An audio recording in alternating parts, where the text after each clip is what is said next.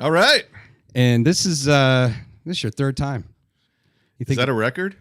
No, I actually had Joe Carlucci in here the other day. Okay. And I think he's on his like fourth, if not fifth. And it was quite by accident. He was I have him on every now and then. And I don't know if you've been to Valentina's Pizzeria, just west of here.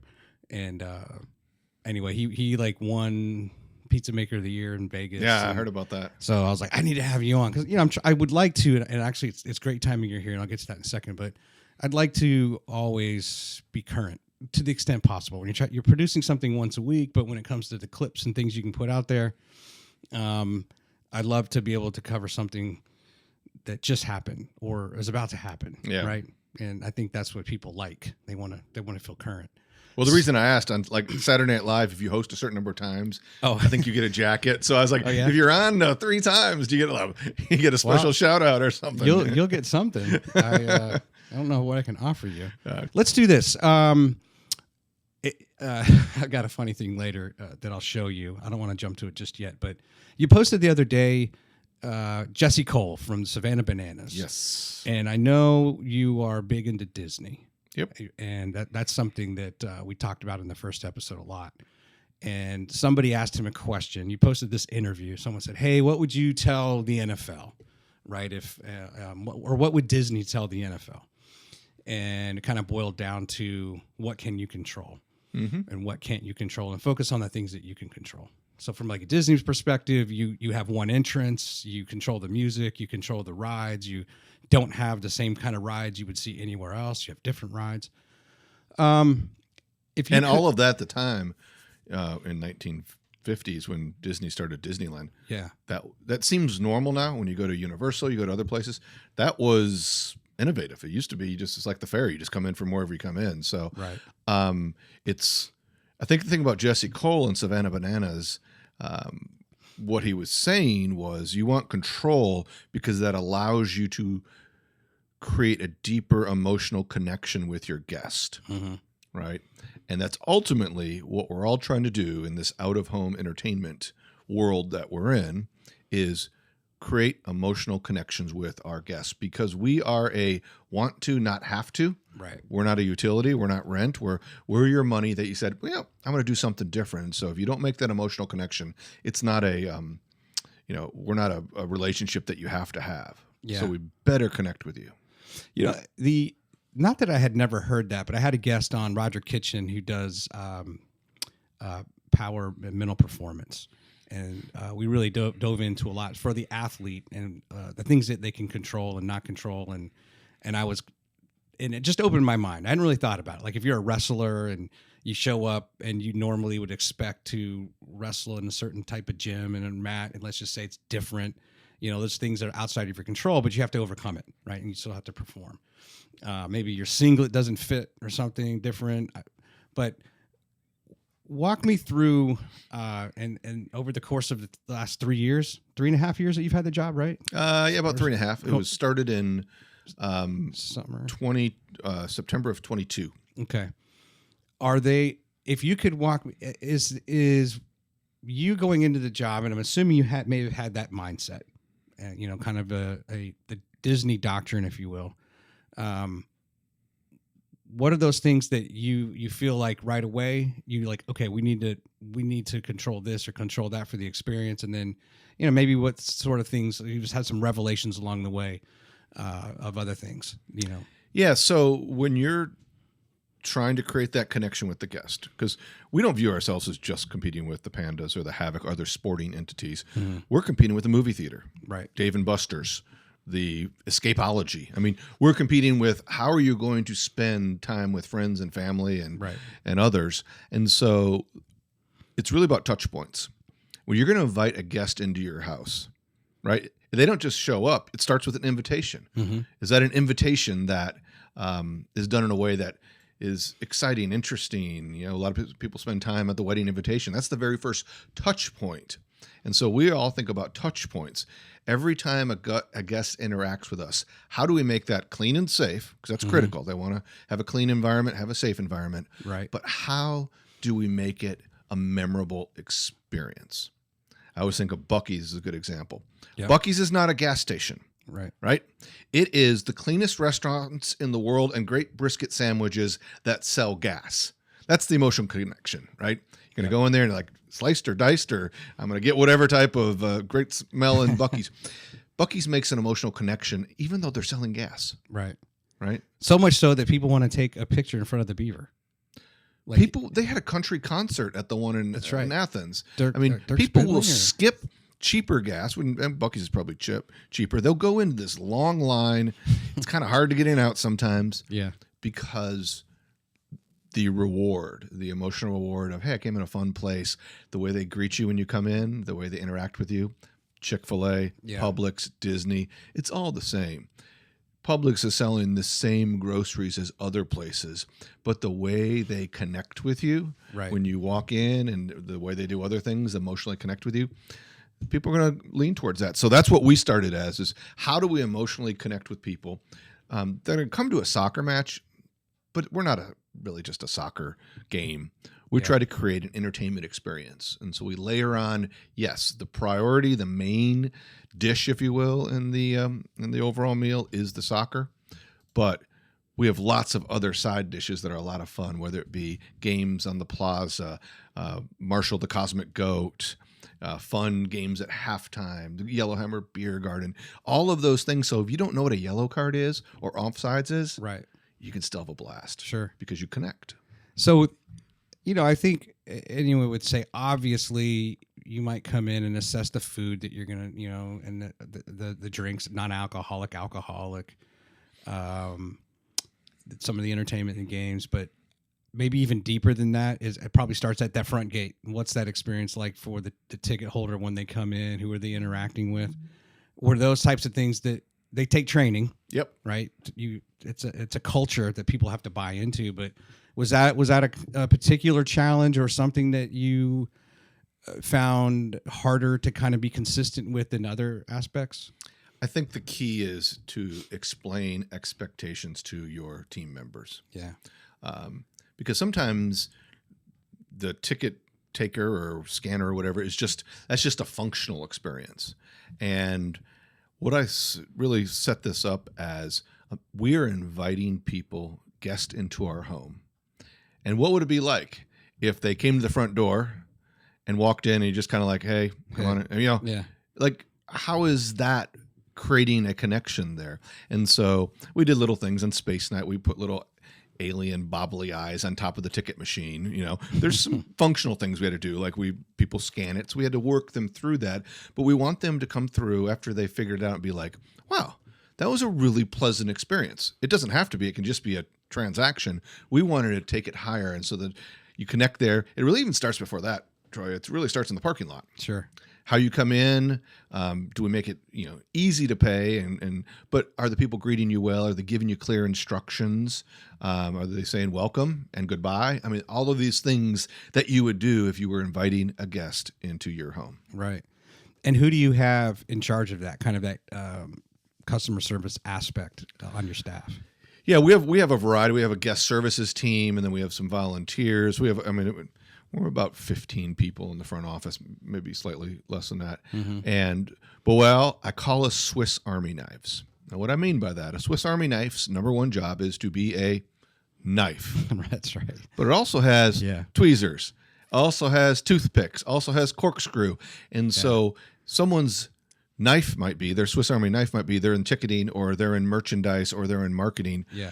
But they need to be able to also know about the other things because we're a small company. And so we say is like, you need to know how to greet someone coming into the stadium. If you're on our team, you need to know how to greet them in a way that makes them feel welcome, regardless if you don't normally do that. Yeah. Are you having people like on the applicant side, those who do they assume what they're getting into and they apply and it generally works out, versus those who thought, I didn't know I was signing up for this kind of job. I don't want this kind of job. But, or, like what are your thoughts on that? And this isn't necessarily to poke at different generations, but I think sometimes you have a different standard of expectation than a majority of the jobs you may be applying for. Yeah, I think first of all, a lot of people think I want to work in sports, professional sports, because sports is fun. Why is it fun? Because they enjoy supporting their team. It's a whole different setup when you're working. I always thought about, speaking of Disney, I remember one time people will go down to Disney, have a great time. They're like, I need to move to Orlando and get a job as a cast member. Well, next thing you know, you go backstage and there's Mickey Mouse with his head off smoking a cigarette. And you're like, I kind of lost the magic in that moment, right? And so what I try to stress people is sports is fun. It's exciting, but it's also, you're not being hired as a fan. Yeah. You're being hired as someone who supports the fans, who creates that memorable experience. And so it's not what you want. It's what they want. It's what they respond to. And so I would say dogmatism. If you're dogmatic and you think, well, it needs to be this way, and you're not listening to the customer, to the guest, then I don't want someone like that interacting with our guests, because we're telling them what they want, not trying to understand what they want. Yeah. I was just smiling because I was thinking of, like, movie Home Alone flashed in my mind when Kevin goes up to the Santa Claus and he's got, like, his fake beard down and he's smoking. Yeah. And he approaches him because he needs to, like, make a wish. He hasn't come across a Santa yet. Well, that's why Disney's really strict about, like, they'll do some backstage tours, but they're very, like, even in those backstage tours, creating expectations, because they know once you pierce the magical veil, it's hard to unremember things. And you're like, oh, I thought all of the ride looked like Big Thunder Mountain. Or when the lights come on in Space Mountain, you're like, oh, this is just a roller coaster inside a building. And sometimes it does when they have to stop the ride, but then you lose a little bit of that, like, oh, I'm not in outer space whizzing through the stars. I'm on a Wildcat roller coaster inside of a building in Central Florida. If you get to that, sometimes you can't help it. But if you get to that, then you're going to lose that emotional connection. Right. Walk me through what the creative process looks like with your staff, kind of the brainstorming. I'm kind of season to season, or within the season, week to week. Has that changed in order to solicit ideas? I'm sure every year you're going to go with certain things that are tried and true, and then introduce some new things, right, to the fan experience. Yeah, I think early on, a lot of we were in a team. It's not like we have a heritage we grew through. I mean, even like the Pandas, they have the heritage of the Stars, right? And so there's some connection there. The Havoc have been around a long time. So we had to create new traditions, new experiences that will connect with people. And so what I learned was that, what are the things that make it fun? Okay. Sometimes you could say, well, it needs to be a certain amount of seriousness or properness. And, maybe if you go to the opera, maybe. But even I think the opera can be fun. It's like, what can we do that's fun? And so I think sometimes my colleagues, my team members, they're all like, man, Chad, I just say it's like blue sky. Start with a blue sky. Right? That's what Imagineers do. Start with a blue sky. Don't think, oh, we can't do this because of X. Say, would X be fun? Would it be cool? And so a good example is, running on, we call them parties on the pitch. Well, we have synthetic turf, so it's really hard to tear that up. If you have a grass field, you got to be a little more careful. And we have synthetic turf. And so after some of the games, I was just like, well, what if we just let people run on the field? That's where they're not supposed to go during the game. And now they feel like maybe they're making that, they're on the same turf as a player. Why don't we throw some, soccer balls out there or beach balls or something fun and let them play some music and shine the lights for a little bit. And, the type of people that are successful in this industry are like, okay, how can we make this awesome? And then, all right, let's troubleshoot, make sure we're not missing anything, rather than, oh, this is why you can't do it. Now, here's a list of, it's like, before you've even considered how much fun it could be. And so, fortunately, most of our folks early on, they may not have loved the idea of like, well, what could go wrong? I was like, no, what could go right? And then once we figure out what could go right, how do we mitigate what could go wrong? That's cool. And that's probably been fun for you to see that progression in people's minds, right? As they when I don't drive them nuts, right? I'll be like, I want to try this, right? I want to, or at least it's not like forcing them to try. It's like, I want us to think through, like on our theme nights, we announce our schedule. There's certain things on our theme nights that it's like, let's figure out if we can do this. Not why shouldn't we do it, but what can we do so that when Troy and his family come to a game, they're like, okay, that was an awesome soccer game. Yeah. But sometimes you lose. Yeah. But you're not going to remember the loss. You're going to be like, but that was a lot of fun, even losing. Yeah, and I know that you've that stadium's not just a soccer stadium. It's an experience. It's meant to be an experience for lots of sports and other things. Are you happy with how that's transpired and the different events that you've held, the different sports that have played there? I like to call it a community gathering place. Yeah. First of all, while the team doesn't have a long heritage, a lot of people that are bringing their kids to our games now, their parents brought them to a game in the same facility when they're the Stars as a kid. So there's that nostalgic element. So there are some parts of the stadium that you look closely enough, you're like, oh, that's original. They didn't tear the whole thing down. And so nostalgia sells. I mean, that's a great thing to lean into, that nostalgia. But I mean, the reality is a lot of people don't know all the rules of sports. I think a lot of people go to NFL football games and they don't know all the rules. Yeah. Why is that a illegal procedure? They just like, okay, it's a legal procedure. Let's play on. So that's our thing, is if you really can never be satisfied. And it's not just the fun parts. I told our team, I want us to have the cleanest, best smelling bathrooms in minor league soccer. I want you to go in there and you feel like you're at a Buc-ee's. Yeah. I want you to go in there because there's some things that, are just going to be transactional. Go to the bathroom, wash your hands, change your baby's diaper, things like that. But doesn't mean it has to be a ignored process. You can walk in there and be like, wow, this smells like a beautiful hotel lobby in here. I'm going to wash my hands an extra 10 seconds just to take this in. Yeah. Yeah, there's definitely places I will not go that often if I just know, like, oh, man, those bathrooms are bad there. I really don't want to go through that. Well, they need to be clean and they need to be bright and they need to smell nice, but it's just like you could leave in a single plunger in a public restroom because, well, we need a plunger there. Well, take the effort to take the plunger and put it away, even though it may take an extra certain amount of time, because people don't want to see the plunger. Yeah. They don't really, they just want to go through a nice experience, whether it be in a restroom or in a parking lot or these other things that are kind of hard to gussy up a little bit. But what can we do to make your parking experience, your restroom experience, your merchandise buying experience, anything you do in our stadium, we want you to have the best time doing it anywhere you could. Well, and you've commented, I guess should give a shout out to your own podcast that are you guys still going to do it? Oh, we're looking at a couple options. Okay. We've gone back and forth. I'd listen to those things for research and thank Clark Dunn from Beyond Rockets for the interviews that he's done with you. But the unique thing about football, soccer, the true sense of the word, they both work, is that from a fan's perspective, like baseball, you're not going to miss much when you go get your hot dog between innings. There's a lot of breaks in action, right? Football, there's a lot of breaks between plays and TV timeouts and whatnot. But soccer's different. It's moving. So you had commented on how in the stadium you have to be very sensitive to, can the people still see the action on the pitch when they're ordering whatever they're ordering. Has there been good response to that? Is that something that fans actually notice and then communicate back to you like, hey, well done? We basically, action's not happening before the game and at halftime.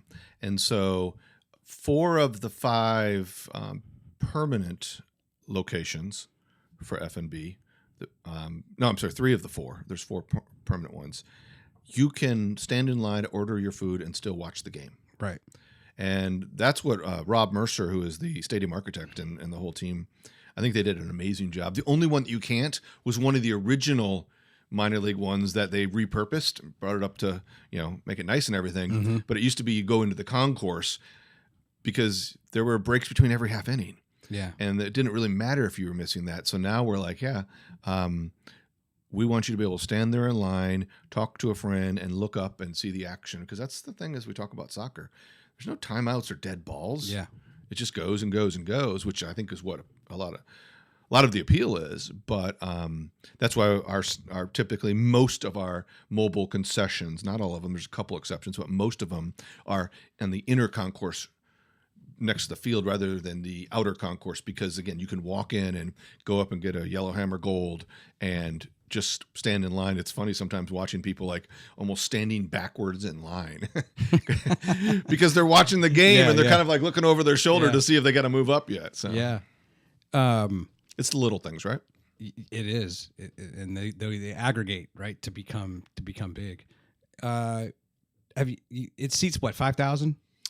There's probably around 5,000 seats, but the capacity is closer to 6,000 or so once you add in if you filled up every single, because remember the first season there wasn't the big North Plaza. There was just a fence there, and so we had the beer garden, had a few games over there, and then the city added the North Plaza for a variety of reasons, not just for the soccer matches, but for if you need to bring in extra stands or if you have a concert or things like that. So. Yeah. Have you been pleased with the turnout?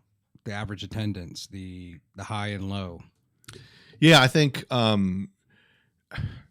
winning still does matter, and it was a kind of a bummer. Our first 2 years we didn't make the playoffs, and our second year we finished, I think, second to last. So that's a little bit tougher. But I think we've been trying to be more strategic about. We have 14 home matches a year. 14 times to get your attention and to connect with you. And so we've been more intentional where we place those. Like we've learned Friday night games seem like might be a good night, but they're not super great because people are trying to, if you're out here in Madison and you're working at, Research Park, you try to get here and try to get to the game, and it's hard to get there by 7. Yeah.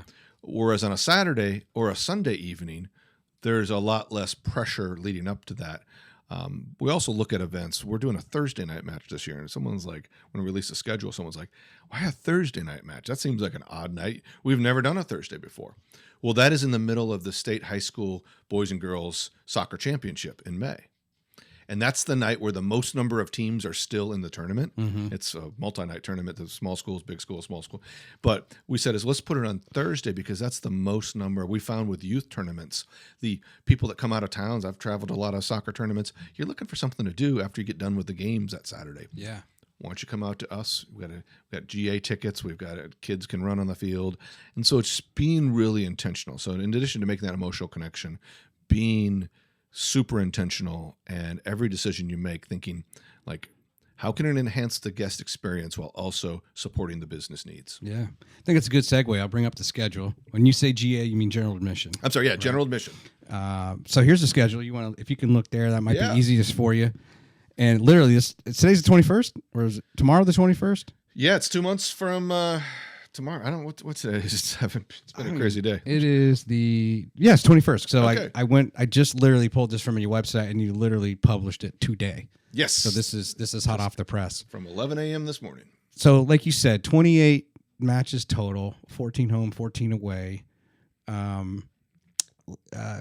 In other podcasts, you talk about how you didn't really have a season 1 or 2. It's kind of 1A, 1B. Yeah. Because you had a second season, but you had never played at home in March and April. That's right. Because your stadium wasn't ready till June. So let's do a couple things. One, what is your specific role in the schedule creation with the other levels of management or the league look like? How long has this been in the works, and what kind of input do you all get? Oh, this is the jigsaw puzzle that I lead the efforts to put together. Okay. Right? So right now in our league, there are some teams that are trying to sell tickets, like Chattanooga, Carolina Core. There's several. There are some that sell tickets but don't. That's just usually family and friends. There's some that don't sell tickets at all. And so for the ones, the league is really good about this. I'll give the league credit. For the ones that are trying to sell tickets, they work with us hardest. What days would it matter? So when we have the Thursday game on May 7th, against Carolina Core, they're like, we'll do that for you, even though that's not a normal day game, because if it helps you sell tickets, in that case, because the state championships are there. So that's a part of the job that I really enjoy. I kind of take it upon myself. We get input from others, but really we just creating the schedule. The team's going to play wherever the game is. Now we have to keep a certain number of days for recovery and things like that, but we want our team to be comfortable. So we're not going to be on the road for 5 weeks or something like that. But we also, for example, we wanted to start as late as possible. So you notice the first 3 games are on the road. We probably wouldn't play more than 3 on the road because you want to get, you wanted to start if your home game is as late as possible because of the weather and getting into spring. Yeah. Okay. Weather is going to be better, but also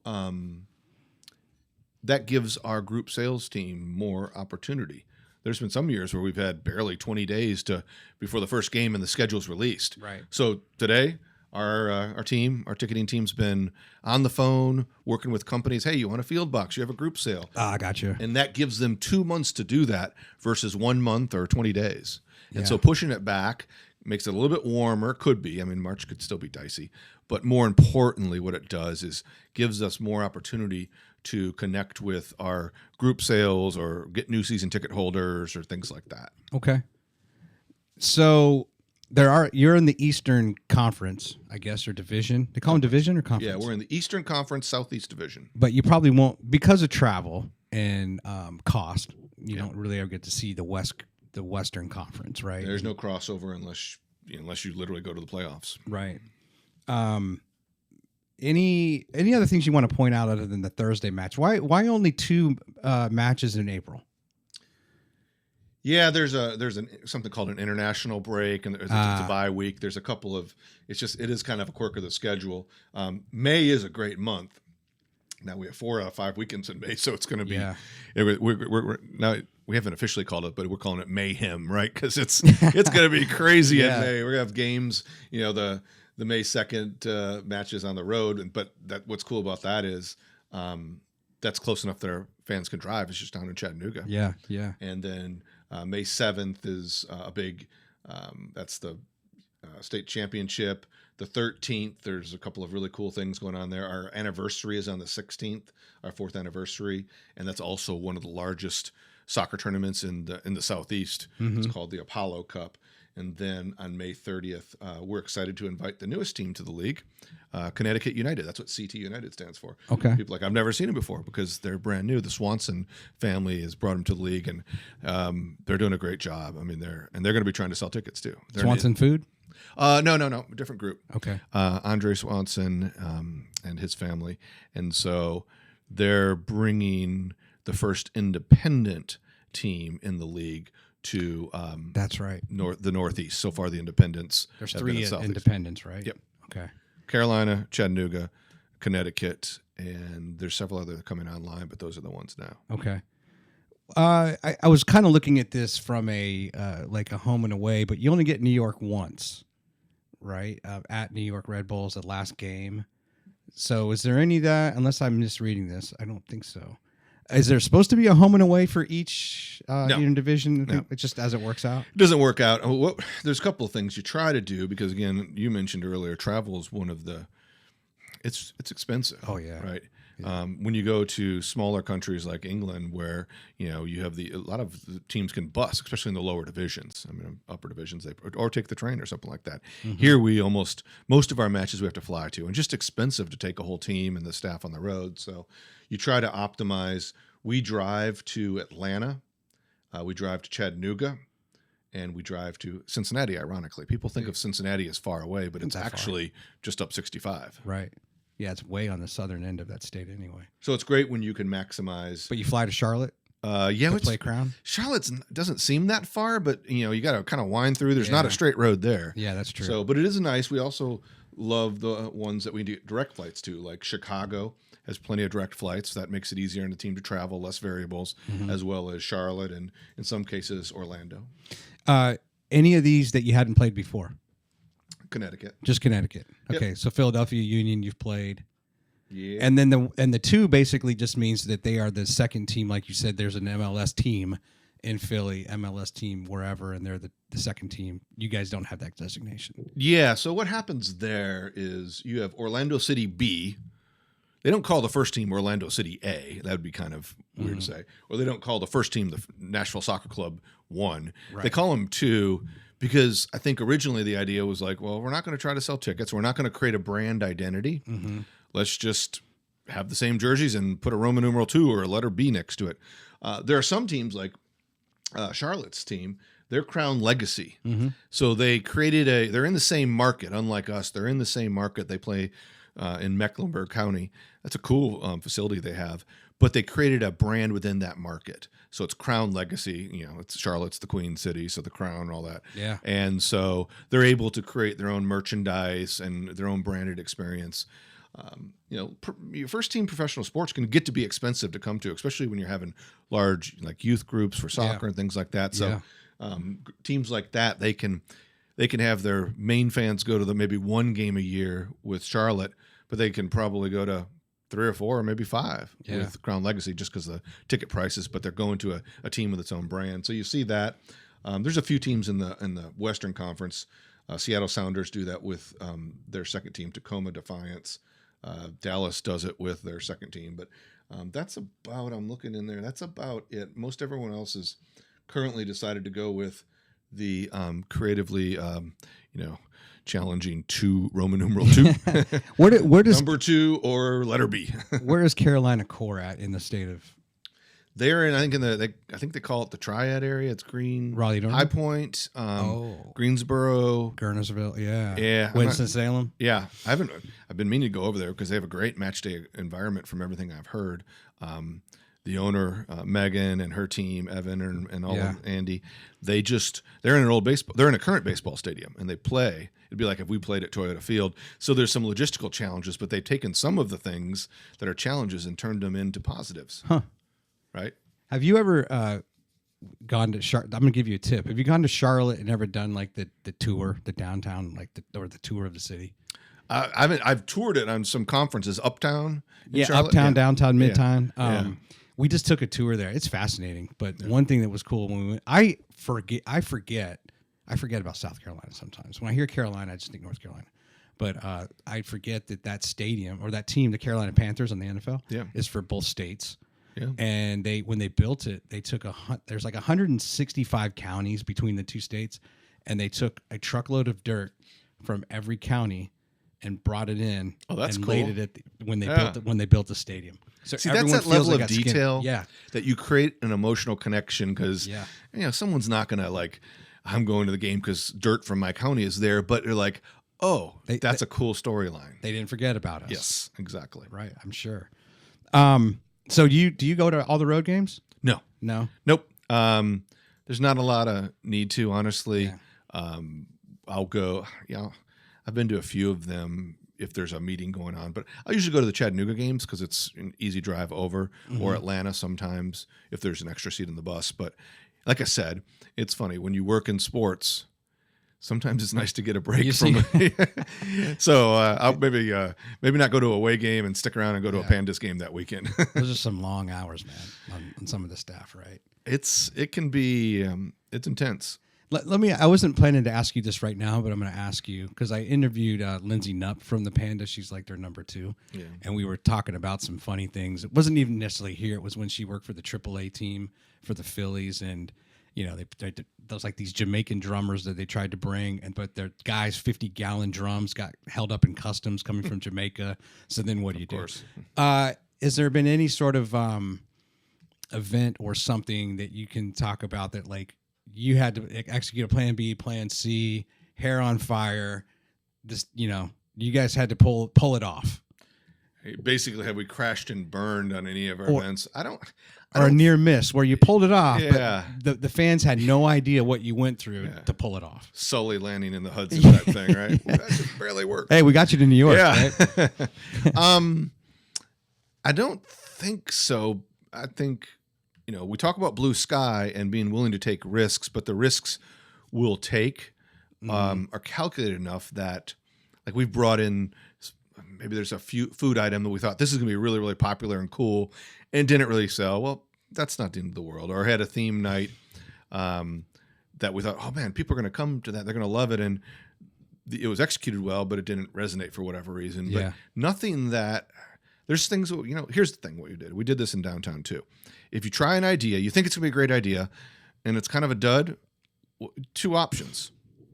Fix it, try it again, or don't do it. I mean, don't have too much pride or too much, whatever to say as, we thought it through. It didn't work out. Yeah. Let's try something different. I mean, I think that level of humility allows you to be successful because you're not always trying to, save face and, well, it was someone else's fault that it went wrong. I was like, no, it just didn't work. All right. I'm gonna pull up actually, I got the wrong one here. You can't see these. These are a surprise to you. Oh, okay. But this one here, I'm going to show you the picture in a second. So obviously a part of your staff's job, and you've touched on it, and we're not going to go into great deal in any one of these, are kind of those special nights, Star Wars night, space night. I want to go back to, if you want to look at the screen. I can see it over there. I believe this is from your Instagram, by the Yep. way. I just took a few pictures that we're going to go through, but I believe this is Space Night. This was or is it this Star is not Wars? Space Night. This is actually our exhibition game where we yes. play against Nashville. Yes. And it's called the Space Cowboy Night. Space Cowboy Night. Yeah, yes. that's our 15th home game, if you will. I got my notes and my pictures mixed up, but so this basically was advertised, basically saying, not since the Stars were here has there been a professional.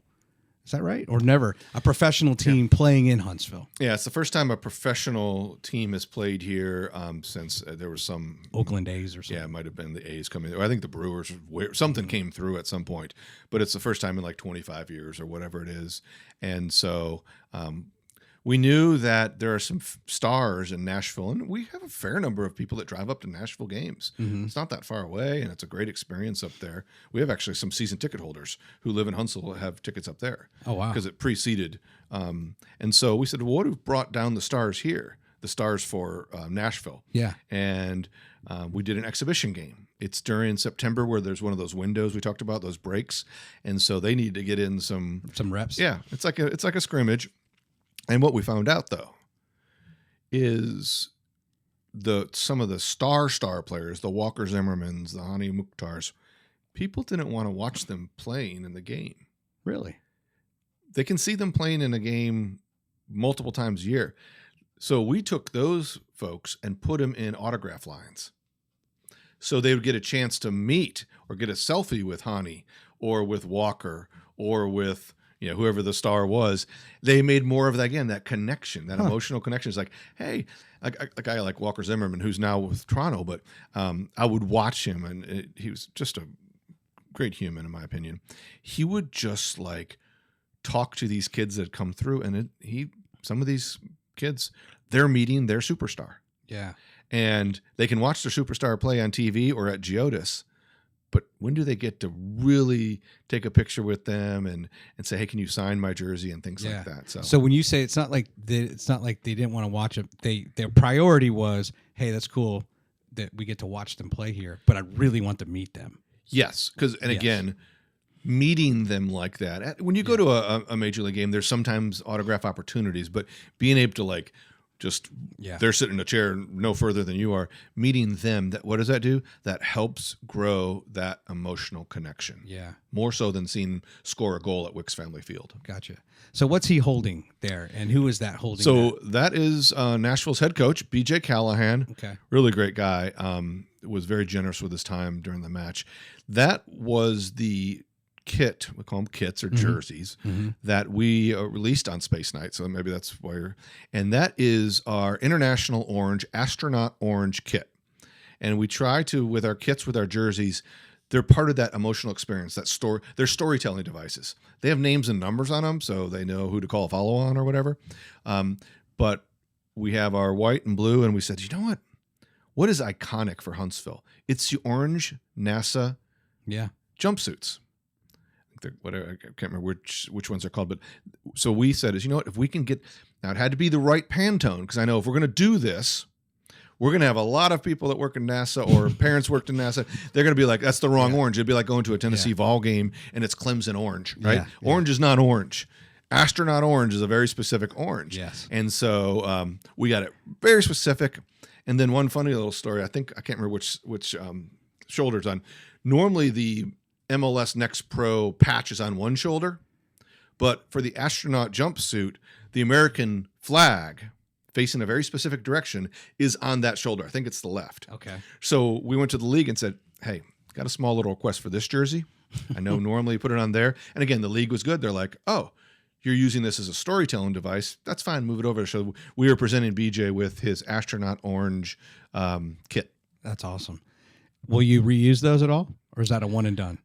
We did a short order. I think you might see the team use them a couple select occasions. They're known as our third jersey. But I mean, honestly, we've sold just about out of all of them.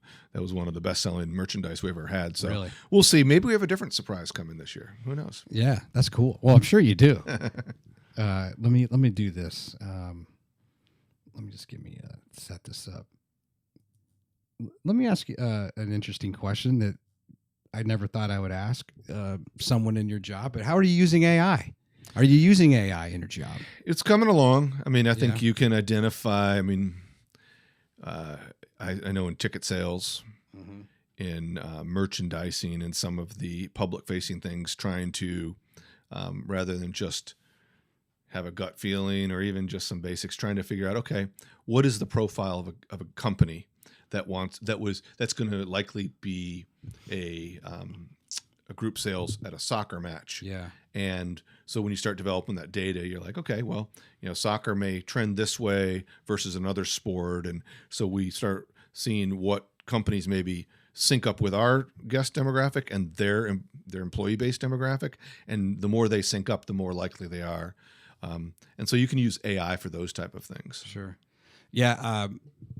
It's funny. I wrote notes down, and of course, I don't know where I put them in my backpack because I'm flying out tonight. That's all right. And so it's so funny with terminology, right? Because soccer's got its terminology. Every sport has their terminology. But even listening to the podcast you did with Brigham and the other guy, Jed, yeah.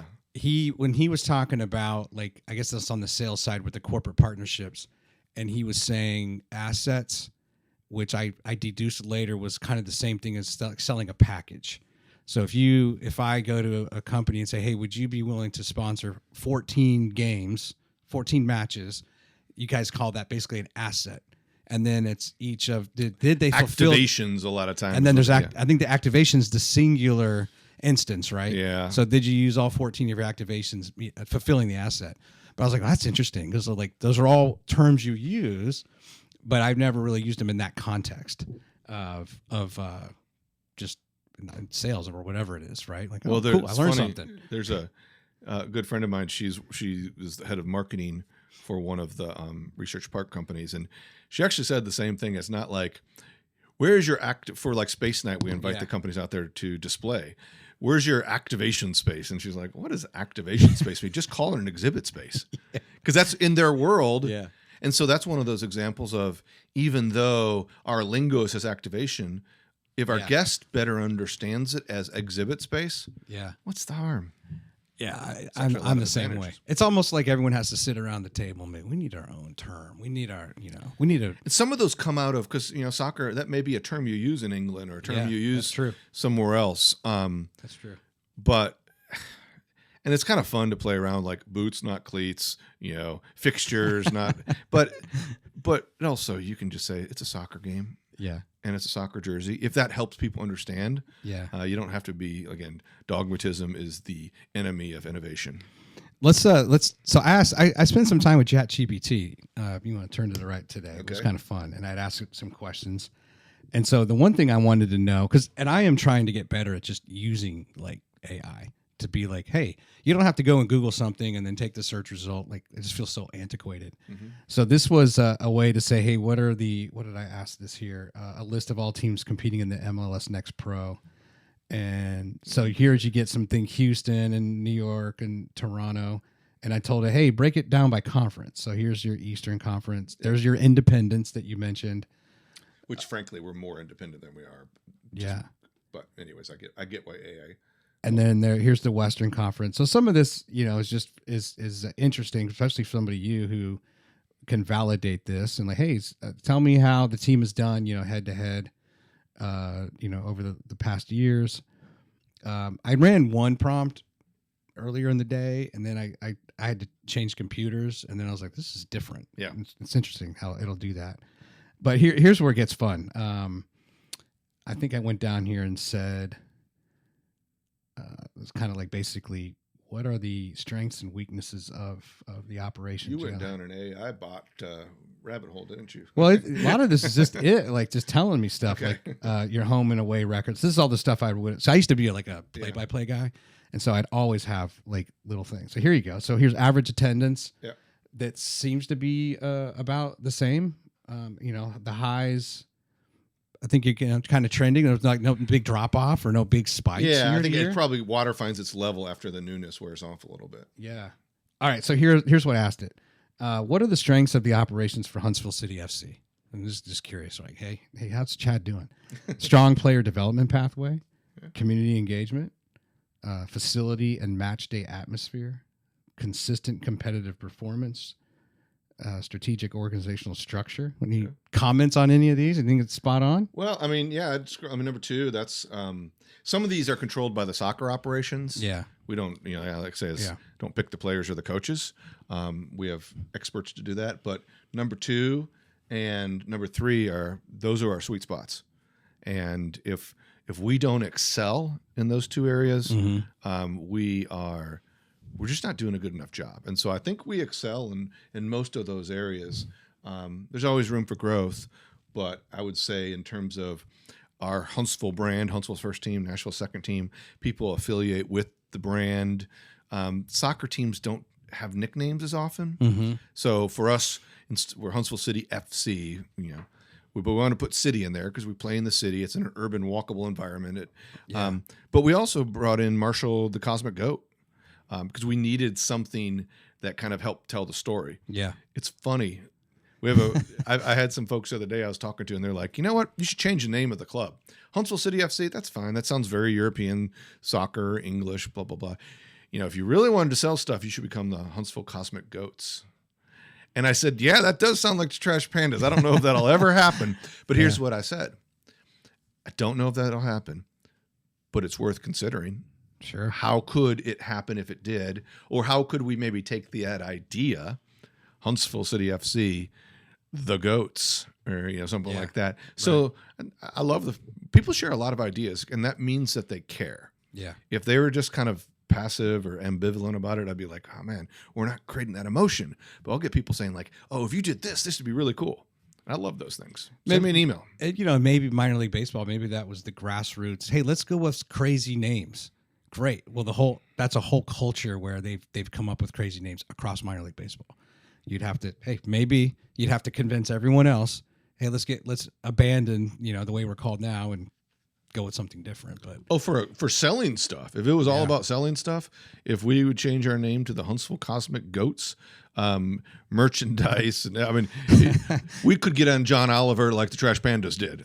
But it's hard for a more proper name to get on that. But there's advantages both ways. Yeah. All right, so then I asked it, what are the areas of improvement? I didn't say weaknesses for the operations. And it says stadium and match day experience enhancements, youth academy rollout, although I do believe you've started the youth academy, right? So number one, it's interesting because I think sometimes people don't realize it is a former baseball stadium, but you wouldn't know it unless you knew it, right? Right. It's ironic. We can play about 7 different sports in that stadium. One of the few we can't play, baseball. And so while it is a converted baseball stadium, you can't play baseball there. You can't play baseball there. You can actually play women's fast pitch softball there. The right field line would just be far enough out there, but you can play lacrosse, field hockey, American football, high school footballs Friday nights are great there, and rugby and other sports. So. Right. And on the academy, can you talk about the state of that for the? Yeah. So one of the things, most of the national or MLS teams have what's called their academy team. And it's a European model where you get the young kids in the system early on and kind of grow them up through the system. Then they get to maybe your second team, and it's kind of like homegrowns is what they call them, homegrown talent. And if you get, you have to have teams. I think they usually start like U13 or 14 or whatever. And so we said right now, if you want to play in that environment, it's called MLS Next. But you live in North Alabama, you have to drive to Nashville to play. Mm-hmm. You have to drive to Birmingham to play, or you have to drive to Chattanooga to play. Well, as someone who has driven my kids thousands of miles, it's not just a hardship just driving down there. It's a hardship on the kids. Like if you're driving down 3 days a week for practice to Birmingham, and they've got a great team down there, great setup, but you're on I-65 and the kids aren't getting back from practice till like 10:30, and they're trying to do homework while you're driving north on 60. I mean, that's not ideal. So what we said is, what can we do we have great soccer up here, right? We've always had great soccer in North Alabama. What can we do that will improve the soccer experience for the youth athletes and the families of the youth athletes? And that was to bring an MLS Next program here. And we're very, very fortunate. The former head coach, super successful head coach, state high school coach of the year, Yele, who was at Huntsville High. He agreed to lead the program. We got some other great coaches. So now you can get elite level coaching in the top youth league in America and not have to leave Madison County or North Alabama. Oh, and by the way, you get to play in a professional sports stadium, Wicks Family Field. Yeldy's from Nigeria, right? Yes. You interviewed him. Yes. Right? Yep. Via Windsor, Ontario, right across the river from Detroit. That's right. He's he played in the Canadian Olympic team, I believe. You say I took a picture. I know Mike Parker coaches Bob Jones High School. Yeah. And today he posted something, or I think I took, here it is. This is on my phone. They're playing a stretch in March where they're going to Oklahoma. They're playing in Mustang, a school in Mustang, Oklahoma, and then they're going to Rome, Georgia, and Arlington, Tennessee. That to me is a sign of a program when you're like, okay, we're good. Yeah. And let's see how good we are. And every year, you're just going to attract better and better players when you see the schedule like that, and the talent you're taking on, right, or the risk that you're taking on. Let's go out and play not just the best teams here, like we're going out. So I think AHSAA rules allow you like 3 out-of-town tournaments. Just like they did. Or 3 out-of-state tournaments. And so typically Arlington, that's the Memphis area, right? Yeah. And then they went to, sometimes you go to Atlanta. This looks like Rome. And I don't know if sometimes are they going to Oklahoma? A lot of times. It's Mustang, Oklahoma. Because a lot of times the Oklahoma teams come down to the beach and play. Oh, do they? So they may be down in Foley, Alabama, and it's funny. It works out typically for the spring breaks for a lot of Oklahoma teams to come down to Foley, and they want to get a little bit warmer than the middle of the country. Well, maybe all the games are there. It's just these are the No. I suspect they're going to a tournament, or sometimes they're tournaments, or sometimes they're just kind of like jamborees. But they're probably playing a couple matches in Rome, a couple in Memphis, and then I bet you there's like 3 games when you go to the beach. Gotcha. Is he still? Does he have anything to do with the academy? I can't remember. Yeah, he's one of our head coaches. He's one. Yeah. When we hired him, part of the deal was he wanted to coach one more spring at Bob Jones. I think he had some seniors and things like that. So so he coached in the fall. We're kind of piecing things together this spring, and then hopefully he'll come back. But he does a great job. We have Joe Prince, Amar Amin, and Coach Yele. So I think we will put that coaching staff up against any other MLS Next coaching staff, including the ones that are full timers. That's cool. And his son Brigham works in your staff, right? Yep, Brigham is in our corporate partnerships. Anything? Let's see. Look at these last ones here. To the extent that ChatGPT is, what it thinks. Any comments on data and analytics integration? I don't know, man. It's always a tough one. But I'm assuming you guys look at the data you need to look at. Yeah, I mean, we're fortunate. Number 5, we actually Nashville has what's called a business intelligence division up there, and so because one of the advantages not being a strict independent team, the independent teams don't have a parent team to lean into for some resources. We can lean into the business intelligence up there, and they'll give us reports each game of a variety of metrics that we can use to improve. Okay, are they helpful? Yeah. Yeah, no, there's a great Nashville Soccer Club's business intelligence team is. They've had several leaders in it, but they've always done a very helpful job. All right, this is a couple things from your Instagram that I wanted just to get your comment on. You were the very first guest at the Triology Hotel, right? Yeah, I messed up on that. Apparently, I was trying to show the key to be the first guest, and I didn't realize until someone later on said, "You just posted your room number." Did people show up? Well, no one did. I think Mark Russell is a friend of mine. He leads the sports commission. He's like, "Yeah, party and room, whatever." I can't read that from there, but I mean, I wasn't a party because I was the only guest I think that night. There might have been like 2 others, but yeah, that was downtown. That was one of the projects from the original downtown master plan. Well, not original, but the one we did in like 2014 or 15. And this is one of the final pieces of that puzzle. Yeah, it's a beautiful hotel. Was it they gave you the customer experience, even though you were probably the only one that came in that day? So funny story. I'll give it real quick. So I know the developer of the hotel, a guy named John Tampa. He calls me up, and apparently the first guest, it's something they do that they try to make it a connection to the local community. And so John said, "Hey, this hotel was part of the original master plan, which you and some others helped facilitate back in 2014 or whatever. I'd like you to be the first guest. Okay. And I was like, all right. And he goes, come in, say a few words to the press and go over there. And I was like, okay, I thought it was just like a perfunctory thing, performative. And I get there, I walk in, I talk to the general manager, and he's like, say these words. And I give a little like, this is the culmination of the master plan, blah, blah, blah. And then he goes, go over there and check in. Well, I thought I was just going to be simulating a check-in. I didn't bring any clothes with me. I didn't think I live a mile away. I didn't think I was going to be staying the night. I thought it was just more of a honorific type thing, like, the honorary chair of the Rose Bowl parade. I'm not really in leading the parade. And so I go over there and and I was like, oh, they're giving me a room. Maybe we're really playing this out. And here's the room. And what I didn't realize that the first guest usually presents a dollar bill, signs it and dates it, and they'll put that somewhere in the hotel as evidence of their opening night. Well, I didn't carry any cash either. So Tampa, I'm meeting with him before, the developer, John Tampa. I think all he had was like a $10 bill. So it is the nicest. Usually $1, and we're in Huntsville to do things bigger. So can you do a $1 Venmo receipt? I guess we could have. So they handed it to me, and the keys and beautiful room. And I go up there, and of course, there's a nice little charcuterie tray. Thank you for being our guest. And people were up in the top floor. Vesper is what it's called. It's beautiful. But I was like, you know what? I'm going to have to drive home, get the toothbrush or clothes or something. So, but I did it. I stayed the night, and it was one of the more comfortable beds I've stayed in. That's awesome. The Rose Bowl and Disney. I haven't looked this up. Something happened with their float. I haven't researched this. I don't know if you're like they had no float. Really? And it was almost like, I feel like they shouldn't have even said we're in the parade. Like something must have happened. Yeah. It was a makeshift.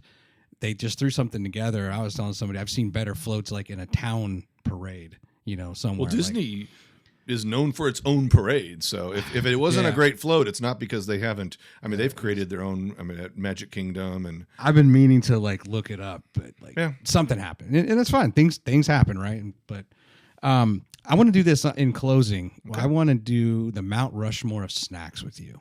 The Mount Rushmore of snacks. That seems to be the popular thing lately. The Mount Rushmore. So four of your snacks. So this would be you talked about road trip with your kids. The hundreds of miles, thousands of miles, taking them here and there. Let's imagine, don't worry about being on a diet or anything. Yeah. Your top 4 snacks. Okay. It can be candy, salt, doesn't matter. So one of my biggest challenges, I don't really have a sweet tooth. Oh. Yeah. You have a salty tooth? I don't have that either. It's kind of I don't know, maybe it's a umami tooth or something. I don't know. But I do like snacks. I would say probably some trail mix would be a good one. Okay. Really good trail mix or granola, something like that. That's fun. Okay. Anything from Buc-ee's, right? I mean, any snack from Buc-ee's, we're going to load up on that. As we see a Buc-ee's, get gas and get everything from you just name it. Yeah. They're like the Costco of things. It's going to be good. Yeah. Yeah. I mean, just their Buc-ee branded, roasted nuts is, caramel nuts or whatever it is. I'd probably say, this is not really a snack, but I am on a road trip, a real sucker for gas station coffee. Are you? Okay. Oh, like Buc-ee's coffee, or stop by a Raceway or something like that. Because nowadays, some of these gas stations, decent coffee. It's not artisan, but I just love going in there and you get one of those super gulp size of coffee. You're never going to finish it, but I was you're driving down the road and you're just drinking coffee, and I drink my coffee black, but maybe I'll put in a little of those fake flavored creamers in there. Yeah. And I was just that's just kind of fun. It feels like, I wouldn't do this normally, just like I wouldn't normally drive, 500 miles. Well, and before you give your last one, they only make 4 cents a gallon off gas. So gas stations have to make money. Oh, yeah. Other ways. Yeah, convenience stores where even back when there weren't convenience stores, they made their money off their repairs. Yeah. The gas was just to get you there. So exactly. Last one, what would it be? I think when I take the kids on a trip, a lot of times, I don't know if it's a snack or not, but we're big into grabbing Chick-fil-A breakfast before we hit the road. Okay. And, and not eating it before we hit the road, but while we're going, it's as we're driving down 565, grab some chicken biscuits or chicken minis and Chick-fil-A coffee and just, and hash browns and just that's the start of the adventure. I don't know why that is, but it is. I don't know if you're like me. So they're gonna and Dunkin' Donuts. I should have to say that because my Dunkin' daughter Donuts? Seafin loves Dunkin' Donuts. So if we can get some Dunkin' Donuts, a Boston cream, and their coffee too. oh yeah, Dunkin' coffee's like legit. I mean, Yeah. that's good coffee, not just memorable coffee from a gas station. But yeah, Boston cream, strawberry sprinkles. Okay. I do like a Boston cream. Yeah. You made me think. I was thinking about. So I'm about a mile north of James Clemens High School here off County Line, right? And they're building, I guess, a Waffle House next to the Sonic, which is by the high school. And then right down the road from there's Dunkin'. And I was thinking about how and there's a McDonald's. I never ever go to those restaurants. Yeah. And it's funny because I like Wendy's, I like McDonald's, I like Dunkin' Donuts and all these things. But I think, and now there's a Waffle House there. To me, there's something more about I like those things when I'm out and about, when I'm doing something, and it's not like I'm going to walk there and eat. Maybe when I was younger and I had very poor dietary habits and stuff. But I don't know if you're like that too. Like someone's like, oh, you're so lucky. Like they just built a Whataburger. And I'll probably never go. Doesn't mean I don't like to eat Whataburger. Yeah. But generally, it's you go into the mall. Let's say you're doing something with your kids on a weekday, on a weekend afternoon, and part of that experience is where you eat. Well, and you're talking about road trips. I mean, it just feels like you're on a road trip. It's fun to do things you normally wouldn't do. So yeah. Would I normally get a McDonald's sausage biscuit and hash browns, or would I normally, a variety of? Probably not. But there's a certain guilty pleasure in doing that. So I don't eat much fast food or things like that. But, if you're on a long road trip and there's a Whopper or a Wendy's double, it just tastes better on the road. I think we're at time. I know you got a hard stop. Any final shout outs or final thoughts from you? No, well, just congratulations getting back in from your hiatus. And no, I just think local storytelling, which is what you do, I think that's super important. When we have great media resources, but the local storytelling, the different blogs or the different podcasts, and so just want to invite you out to come out. You pick one of those games, and you can bring your. I'm sure you have a mobile outfit here. We can do maybe get you a little interview with a player or a coach or something. Yeah, I could do that. I gotta put you down on the field in real time. These two attic spaces are full of stuff. Okay, this is like scratches the surface of what I own. And most of all, I just want to say thank you to Huntsville, and North Alabama, and just all of our fan base, because we introduced something new. People had there not been a professional soccer team here before, and so people have really rallied to it. And with Stadium Commons getting finished, which is the development around us, you have Hattie B's right there already. There's 3 hotels actually going up around there. I just want to say thank you to our fans. They're the best in the league, and if not all of minor league soccer. I'm going to say this is my parting thought. I think I am, as a fan of sports, I'm disappointed in college football and the NIL. I'm disappointed in golf with Live and the PGA Tour. I just get so frustrated. I think soccer is going to get more popular, and even when the more Tom Brady's that own, what club is he? Not Wrexham. Is he Wrexham? No, he's Birmingham City. Birmingham, yeah.